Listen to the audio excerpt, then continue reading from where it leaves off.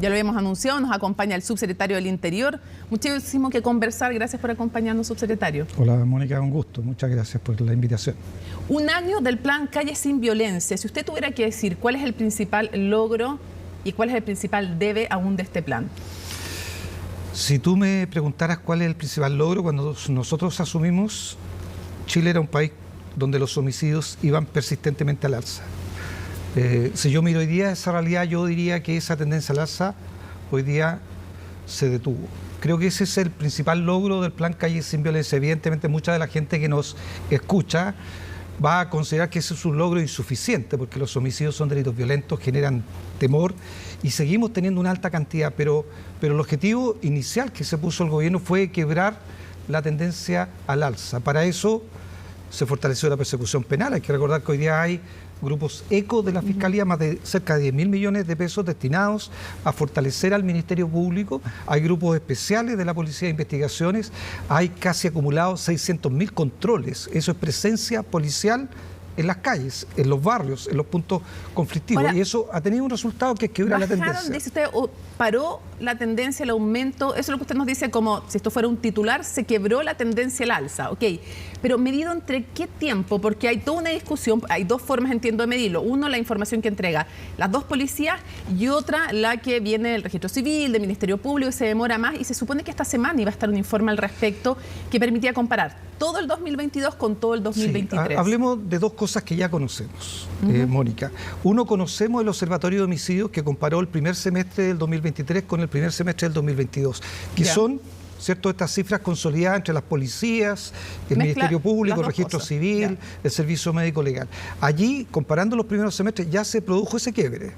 El segundo dato que tenemos hoy día es el dato de las policías, que son víctimas de homicidios consumados, que entregan solo las policías, no son información consolidada con las otras instituciones. Demuestran lo mismo. Y como tú muy bien mencionas, estamos seguramente una semana, 2 semanas de tener los datos consolidados del Observatorio de Homicidios que van a comparar todo el año 2022 con todo el año 2023. Ahora, este logro lo único que nos dice es que previo a estas decisiones, previo al 2022, no había política para detener el alza de homicidios. Hoy día hay política y plan de crimen organizado, hay plan Calle Sin Violencia, pero lo que nos dice es que estamos terminando una etapa. Por lo tanto, hay que abrir una segunda etapa, porque va a haber que mantener este quiebre y además tenemos que ser mucho más ambiciosos como país. No nos podemos conformar con quebrarlo. Lo que tiene que lograr el país es disminuir de manera sustancial los homicidios. Mientras no bajen. La verdad es que es una noticia buena, pero a medias para la ciudadanía, que en las percepciones de inseguridad siente que estamos mal. ¿Qué pasa también con los delitos de mayor connotación social? Sí, pero mira, solo decir lo siguiente. ¿Qué demuestra esto? Que la persecución penal sirve, porque desarticula organizaciones criminales, saca de las calles estructuras criminales que cometen homicidios, que tienen armas, que son violentos. Indica que los controles sirven, porque donde hay controles también hay disminución de los homicidios. También indica que la fiscalización en materia de armas y prófugo sirve. Ahora, fíjese que eso le quería preguntar, porque no es como para estar tan contentos con el nivel de fiscalización de armas. Yo leía todas las cifras de la subsecretaría de lo que se ha hecho en este tiempo. Y la verdad es que, por ejemplo, para este año la meta con lo que tienen, entonces no sé si es falta de recursos, es fiscalizar el 10% de las armas. Sí, son las armas inscritas legalmente. Sí, tú estás colocando, imagínese, si apenas se puede fiscalizar el 10% de las armas inscritas. Hemos aumentado la fiscalización el 30%, pero tú estás colocando el desafío de la segunda etapa. Si yo pienso en el país hacia adelante en materia de seguridad y tú me dices, ahora lo que hay que hacer no es solo sostener, sino además producir una disminución sustantiva, yo te voy a decir que lo que el país necesita son más policías. Más carabineros, que es lo que necesitamos para hacer fiscalización de armas, más carabineros para que haya presencia policial en los barrios, más policía de investigaciones para tener más investigaciones policiales para desarticular. ¿Cuánto más va a haber desde aquí a que termine el gobierno? Bueno, desde ahora hasta que termine el gobierno. Hacer esa pregunta porque yo estoy ansioso y el gobierno está ansioso de poder ingresar 2 proyectos de ley. Uno que aumenta la dotación de la policía de investigaciones y otro que busca reemplazar todas las labores administrativas de carabineros y por tanto aumentar la dotación efectiva de carabineros. ¿Cuánto tiempo que se ha hablado de eso? Como que todos los gobiernos dicen que lo hacen. No sé si lo han hecho otros gobiernos, pero lo que te puedo decir, desde las cosas administrativas a la calle, a las policías. Lo que ocurre es que estas decisiones que llevamos trabajo con la Policía de Investigación y también con Carabineros de Chile, que pueden traducirse en un proyecto de ley, implica una decisión presupuestaria, porque esto implica necesariamente un gasto permanente para el Estado chileno. Hay que recordar, a propósito de lo que ayer ocurrió, la Cámara de Diputados, una de las comisiones de la Comisión de Hacienda de la Cámara de Diputados, despachó el proyecto de evasión y elusión, que es parte del pacto fiscal. Allí están los recursos para financiar lo que el país necesita. Entonces, hay que recordar que el presidente comprometió a aumentar un 40% el presupuesto en seguridad respecto a lo que se gastaba el 2022 con el pacto fiscal. Nosotros estamos ansiosos de ingresar los dos proyectos. Como que le está diciendo a la oposición, si quieren más seguridad, tienen que aprobar el pacto fiscal. Le estoy diciendo a la oposición algo muy simple. Aquellos que se niegan a los acuerdos favorecen los delitos y el crimen organizado. Los acuerdos son para el país, no son para un gobierno. Cuando hay más policías, no son más policías para un gobierno, son más policías para las personas que están en los barrios, que están en las poblaciones, que quieren seguridad. Los acuerdos son indispensables, porque este no es un problema del gobierno, este es un problema del país, de los chilenos y las chilenas. Para que no se nos acabe el tiempo, vamos avanzando en otros temas, porque hay mucho tema que conversar con usted. Para cerrar el tema de esta parte de seguridad, porque hay más temas de seguridad, usted dijo cuando asumió que Chile estaba en el peor momento de inseguridad desde el retorno a la democracia, cuando asumió. Mi pregunta es, a 2 años de este gobierno, ¿usted diría que Chile es más seguro o no que cuando ustedes asumieron? Yo creo que la respuesta es una respuesta compuesta. Es más seguro la macrozona sur, no te quepa ninguna duda. Tenemos un 50% menos de hechos de violencia que el año 2021. En lo que vamos de este año y tenemos 25% menos de hechos de violencia que el año 2023. Hoy día estuvo en mi oficina el alcalde de Cañete, de la provincia de Arauco. Le pregunté no solo la estadística, sino cuál era la percepción de las personas, y él me confirmó que la percepción era de más seguridad.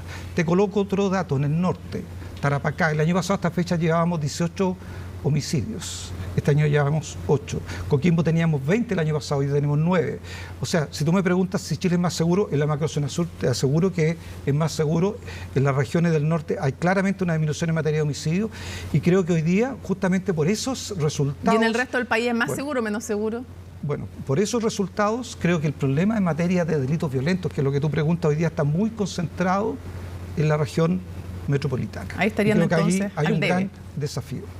Quiero preguntarle respecto a las declaraciones del canciller venezolano diciendo que no existe el Tren de Aragua, es una invención internacional y además tiene acento chileno, fíjese en los videos. ¿Usted cómo lo toma? Porque más allá de la anécdota, quiero saber si a usted le indigna, si le molesta, si al país, o sea, que hemos escuchado a la ministra del Interior, me gustaría escucharlo a usted. ¿Qué le parece que digan que no existe el Tren de Aragua? Sí, mira, la seguridad, ¿sabes por qué es tan importante ser serios en materia de seguridad? Porque detrás de la seguridad hay víctimas. Hay personas que lamentablemente son víctimas de los delitos. ¿No es una declaración seria la del canciller? Creo que el canciller no ha sido serio y no ha sido responsable.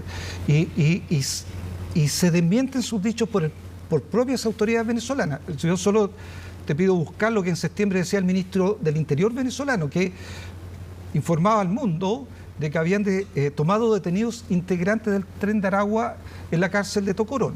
O sea, el propio ministro del Interior venezolano en septiembre reconocía la existencia del Tren de Aragua. El propio diputado Diosdado Cabellos le nombraban, también ha reconocido la existencia del Tren de Aragua, y lo reconocen todos los países de América Latina. Entonces, la verdad es que negar la realidad es poco serio y poco responsable, y por eso hemos rechazado de manera tan tajante las declaraciones del canciller venezolano. Cuando usted fue a firmar este convenio con Venezuela, ¿alguien de las autoridades a usted en la cara le nombró el Tren de Aragua? Nadie me nombró el Tren de Aragua, pero quiero recordar que estas conversaciones venían con Venezuela desde diciembre aproximadamente, esto fue el 18 de enero. En septiembre el gobierno venezolano había informado de su esfuerzo por desarticular el Tren de Aragua. Sí, claro. Y en esta cárcel específicamente. Y el convenio además establecía un objetivo común, que era luchar contra las organizaciones criminales. Hablemos de ese convenio. Lo primero, despejemos algo. ¿Al día de hoy rige o no rige ese convenio? Sí, es bien importante decir dos cosas y después tal vez agregar algo. Yo preguntaría al país, sobre todo a los actores políticos, ¿cuáles son los objetivos comunes que tenemos en Chile en esta materia? Lo digo por lo siguiente: ¿queremos expulsar a quienes ingresan irregularmente al país o no? Yo entiendo que sí, ese es un objetivo común. ¿Queremos tener los antecedentes penales de las personas que están en Chile para poder expulsarla y proteger la seguridad del país? Yo creo que también. ¿Queremos tener información para identificar y detener a las personas que cometen delitos en Chile? Yo creo que también tenemos diversos instrumentos para alcanzar ese objetivo. Pero primero despejemos unas par de cosas técnicas antes de ir al fondo, que también se lo quería preguntar. Te voy a decir dos cosas. Durante este año, durante todo el año 2024, en ninguna oportunidad el gobierno venezolano y las policías venezolanas han pedido antecedentes de ciudadanos venezolanos en Chile. Primero. Segundo, el convenio... ¿Y ustedes tampoco le han entregado de mutuo propio información? No nos han pedido y por supuesto nosotros no hemos entregado de mutuo propio. ¿El convenio rige o no rige? Lo segundo, el convenio se firmó, pero se tiene que implementar. Quiero ser muy claro en eso. La implementación tiene dos requisitos que permiten implementarlo. Uno, que las policías nombren contrapartes oficiales, porque este es un convenio, pero que se ejecuta entre intercambio de información de las policías. Venezuela hasta el día de hoy no ha nombrado su contraparte, por lo tanto es imposible implementar el convenio. O sea, el convenio está firmado, pero no está implementado. Porque no han nombrado las autoridades que tendrían que nombrar. Hasta el día de hoy Venezuela no ha nombrado su contraparte. La pregunta también es si en lo técnico, este es un convenio que compromete a ministerios o al Estado, porque el canciller, no sé si desentendiéndose, como algunos interpretaron, o precisando, como otros sostuvieron, dijo que esto no compromete obligaciones internacionales ni a los estados chilenos y venezolanos, sino que a los ministerios. Sí, quiero ser muy claro en esto.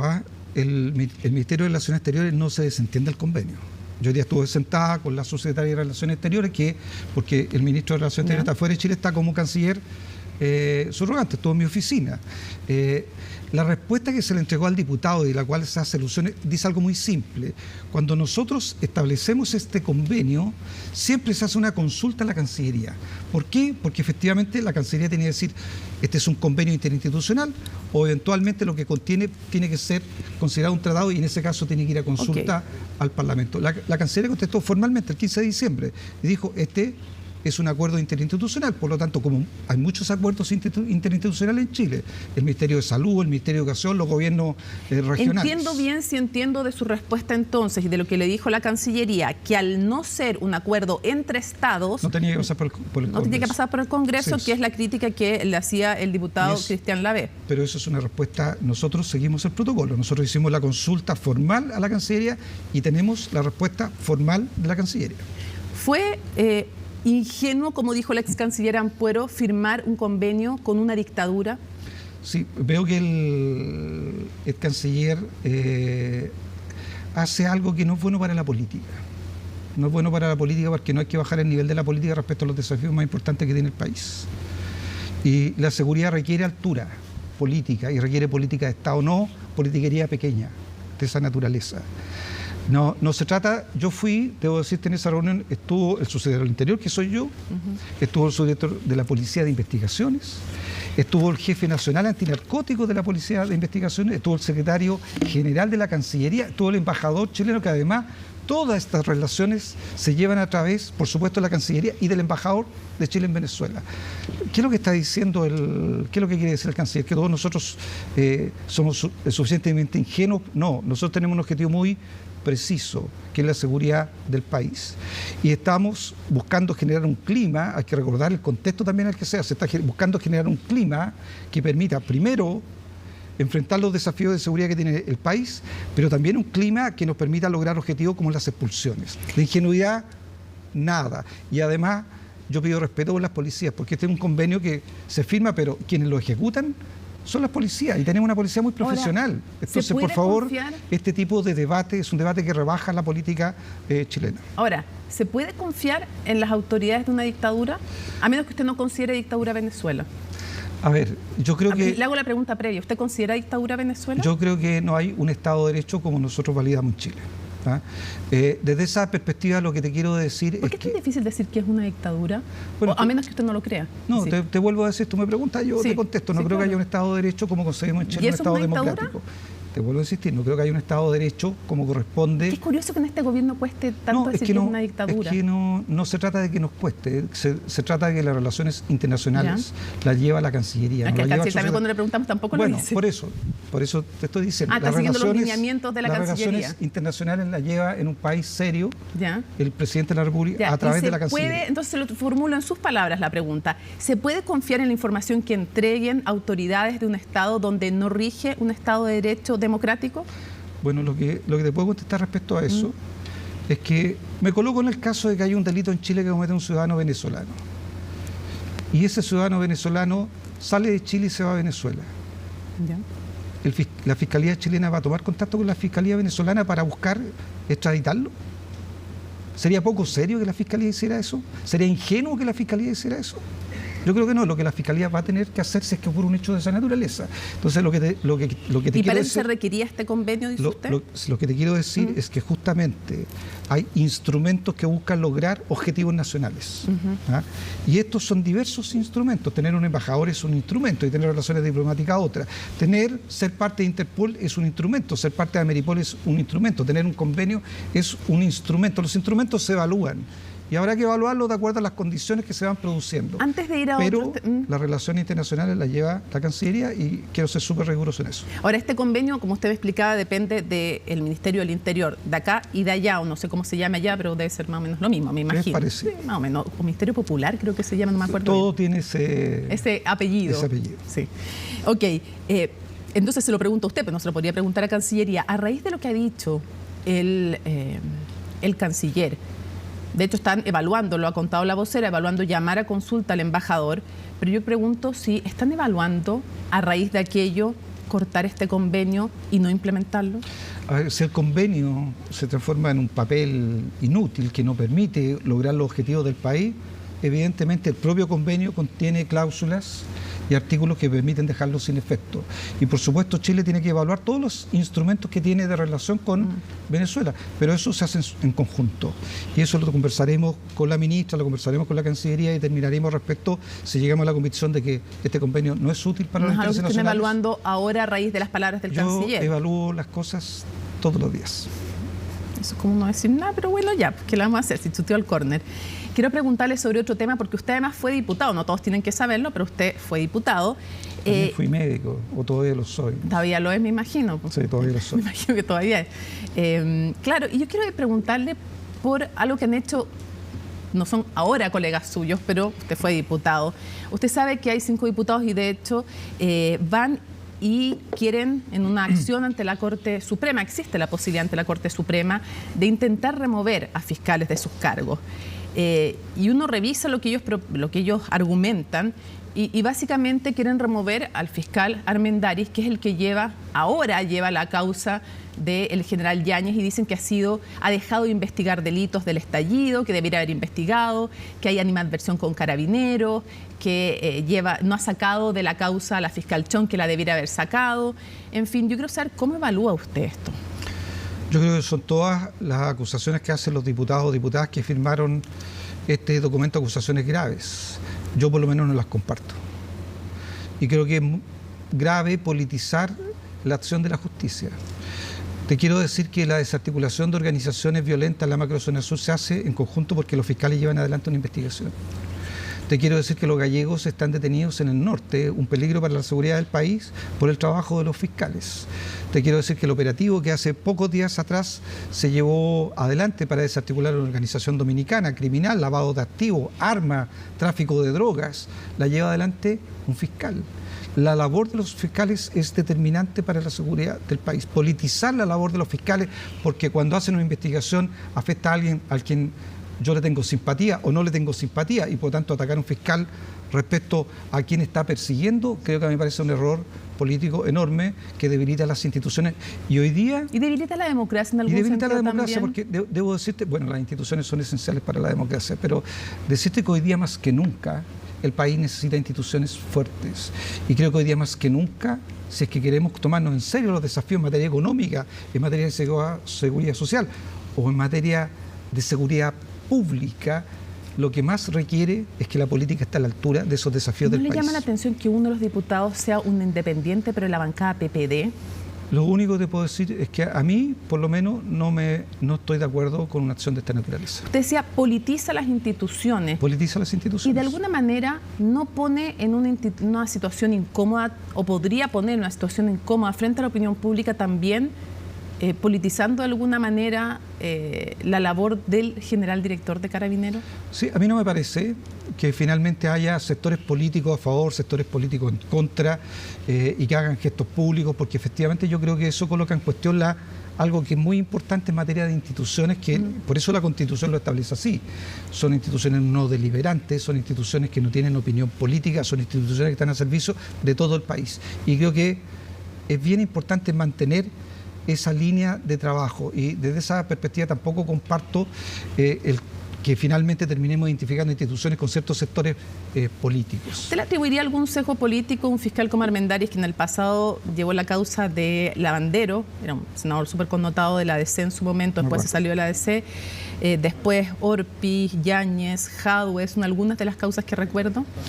Bueno, es que vuelvo a insistir, si uno mira la historial en materia de persecución penal, uno de los hechos muy importantes para el país es que no haya impunidad. Y por tanto eso implica fortalecer la labor de quienes tienen que perseguir el delito. Y cuando se persigue el delito y un país no quiere impunidad, no puede haber diferencia. Da lo mismo si es de izquierda, da lo mismo si es de derecha, da lo mismo si es empresario, da lo mismo si es un político. Lo que Chile necesita son instituciones que le garanticen a los chilenos que no va a haber impunidad en ningún tipo de delito. Quiero llevarlo a otro tema. Nosotros estuvimos aquí, tuvimos una entrevista con la viuda del ex militar venezolano Ojeda, fallecido, secuestrado y asesinado. Entiendo que la recibieron, y así lo ha contado su abogado, la recibieron en La Moneda. Me gustaría saber qué motivó que ahora ella, aquí en la entrevista en CNN Chile, se había quejado de que ninguna autoridad de gobierno se había contactado para ese entonces con ella. ¿Por qué la recibieron en La Moneda ahora? Sí, este tipo de reuniones no son para hacer noticias ni positivas ni negativas. Se hacen cuando son necesarias y es una conversación privada, por lo tanto no te puedo informar de las razones y los motivos de esa reunión. Pero siempre, por supuesto, el gobierno está preocupado de que las personas que enfrentan situaciones complejas puedan tener colaboración del gobierno. Quisiera saber si, más allá de aquella reunión, que entiendo que permanezca en carácter privado, quisiera saber si efectivamente han comenzado a llegar nuevos resultados. Es al menos el reporteo que yo tengo de la labor investigativa. ¿Están empezando a llegar más resultados? Como tú sabes, la investigación es secreta y ya sabes lo que pasa cuando se develan secretos que están reglados por leyes. El fiscal tiene una investigación secreta. Es muy importante respetar el rol del fiscal y la reserva de la investigación que llevan adelante las policías bajo el mando del fiscal, porque esa reserva lo que busca es buenos resultados, por lo tanto identificar a los responsables, pero también proteger a las víctimas y a los testigos. Ahora, a estas alturas, ¿se puede? Porque siempre se habló de dos hipótesis y el gobierno dijo, en voz de la ministra del Interior, también en la suya, si yo mal no recuerdo, que no se podía descartar ni que esto fuera un secuestro y un asesinato, lamentablemente, con motivos meramente delictuales. Delictuales me refiero de crimen organizado, de delincuencia más común. Más común, sí. O que fuera un crimen con motivaciones políticas. Y ya entendemos la ligación que tiene aquello con Venezuela, ¿no? Quiero preguntarle, a estas alturas, ¿se puede descartar una de las dos hipótesis? Yo voy a repetir, Mónica, de que en investigaciones hemos aprendido, creo, todo Chile respecto a esta materia. Uno tiene que tener la mente abierta a todas las hipótesis, particularmente el fiscal. Tiene que investigar todas las alternativas posibles respecto a la forma en que se produjo el delito y a las motivaciones del delito. Por tanto, repito, todas las hipótesis para el gobierno son posibles. Siguen abiertas. Pero el que las tiene que confirmar o descartar es el fiscal, y dejemos que el fiscal haga su trabajo. Está seguro que está haciendo un buen trabajo. Eso me da la impresión de que hubieran llegado a algún tipo de avances, que no queremos que nos diga cuál. Cierro haciéndole dos preguntas que tienen que ver con dos elecciones. ¿Qué se juega el gobierno y la coalición gobernante en la elección de la Cámara de Diputadas y Diputados? Porque hay algunos, como el senador Araya, Pedro Araya, que dice que si pierden la Cámara de Diputados la presidencia o la gobernanza, tienen que olvidarse de las reformas, básicamente, y que en verdad les van a poner otros los tiempos y los temas. Y no es el único que lo ha dicho. Que se juega ahí y que se juegan las municipales para cerrar. Bueno, siempre sería mejor para un gobierno tener mayoría en la Cámara de Diputados y mayoría en el Senado. Y obviamente tener a alguien de su coalición en la testera de la Cámara y del Senado. Porque eso normalmente facilita llevar adelante la agenda legislativa. Y por supuesto una dificultad si es que se pierde. Eso es evidente, creo que todo el país lo entiende aquello. Pero el gobierno, si eso llega a ocurrir, va a tener que extremar sus capacidades en materia de gestión política, porque finalmente la agenda del gobierno es una agenda que busca resolver problemas de las personas. El pacto fiscal las reformas tributarias que permitan al Estado tener más recursos. Esos recursos son para resolver los problemas de los chilenos, subir la pensión garantizada universal, mejorar el monto de las pensiones, tener recursos para tener más seguridad. Entonces, a uno le gustaría que no ocurriera, pero si no ocurriera, quiero volver al punto original.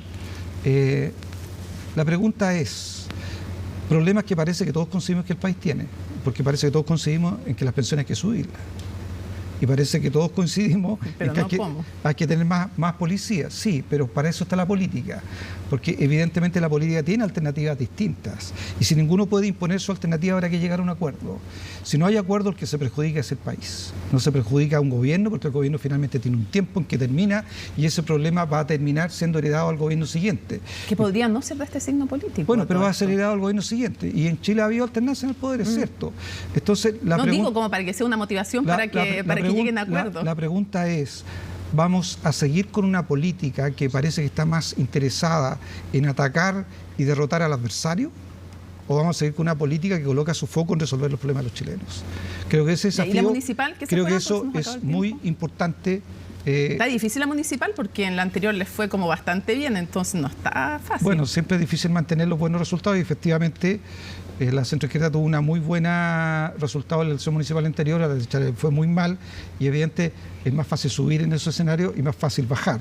Por lo tanto, va a implicar un enorme desafío de los candidatos y creo que el acuerdo hoy día de primaria muestra una voluntad unitaria que es un factor muy determinante para tener buenos resultados. Hablando de elecciones, usted piensa que saquear, bueno, a menos que lo saquen, digamos que no creo, la verdad, pero... Siempre puede ocurrir. No, siempre puede ocurrir, si es verdad, siempre puede ocurrir. O puede crearse el Ministerio de Seguridad y capaz que en una de esas termina ahí, pero en fin, si ha estado a punto de ser ministro y no ha sido, yo no quiero sacar en cara porque son dolorosos esos momentos, pero por temas exógenos a usted. Pero, no, si mi pregunta va a otra cosa, si usted dependiera, ¿se queda hasta el final en el gobierno o usted tiene algún tipo de ambición electoral? Bueno, yo en esto soy muy... Senatorial, digo, ya está presidencial, no puede pensar. Sí, yo en esto soy muy disciplinado. Mi cargo es un cargo de confianza del presidente, estoy a cargo de una materia muy delicada. Mi permanencia en el cargo y mi permanencia hasta qué momento del gobierno es decisión del presidente de la República. Ya, sin ambiciones entonces electorales por ahora. Subsecretario, muchísimas gracias por acompañarnos para revisar la agenda y la contingencia nacional. Además, aquí en vivo son las 9:15 por si acaso, por si alguien cree que no, en vivo desde el estudio CNN Chile. Muchas gracias. Muchas gracias a ti.